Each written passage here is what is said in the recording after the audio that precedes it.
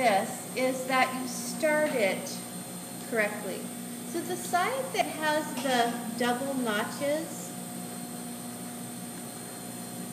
that's where you're going to need to start sewing. So I'd like when you go back to your table, if you'll pull out your two curved seams, there's two parts that sew together, right?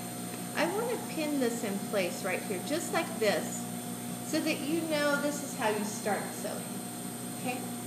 Now, the thing that's challenging about this is that when we sew, we have to keep the raw edges together. The only way that we can do that is to move them together as we're sewing them, yeah? And we have to keep sewing 1/2 inch from the edge, because that's what our seam allowance is.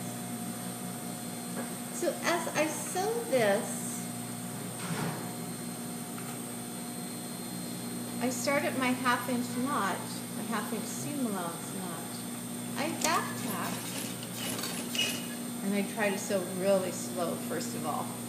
But this first part, until we get to the double notches, that's pretty easy. It's now where you can see the raw edges are really diverging that we have to start bringing them together. I'm going to sew, as I sew, I'm going to work the bottom layer in this direction. I'm going to work the top layer in this direction. Just like getting those raw edges to line up. Yeah? So that's like challenge number 1. Challenge number 2, continuing to sew 1/2 inch from the edge. That's a bit of a challenge. Challenge number 3, where we're sewing, it can't be all crumpled up, because if it's crumpled up, you're sewing in pleats and tucks as you sew.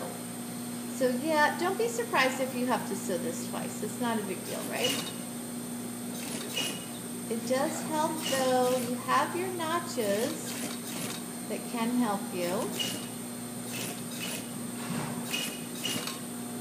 It helps if you slow down. You get to a point where you're really only sewing like 2 or 3 stitches at a time, right?